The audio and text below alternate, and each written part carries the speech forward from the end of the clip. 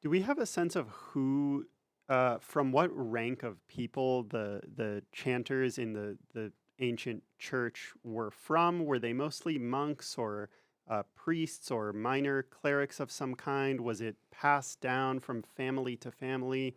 At what age were people brought in to chant? Do we have any sense of this information, or none at all, really?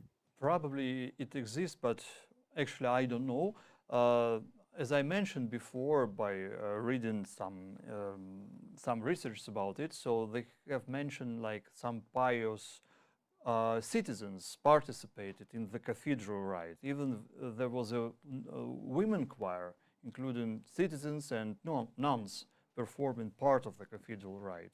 But speaking about Russian singing tradition, I think the musical education appeared to be even if you are a peasant, if you're from the low caste, because the Russian system was kind of caste and the peasants were just remains the peasants, you see. But if they were talented in singing, it was some kind of social lift for them. And the singers, the musicians in the reign of Peter the Great and Alexei Mikhailovich, his father, they became rich, famous, and very close to the court and to Tsar himself.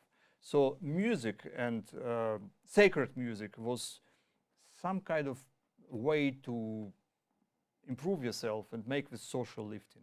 And I believe in Byzantium it was the same, like in Russian Empire. Thank you. That makes sense because you have a little bit of that in Greece today. Mhm.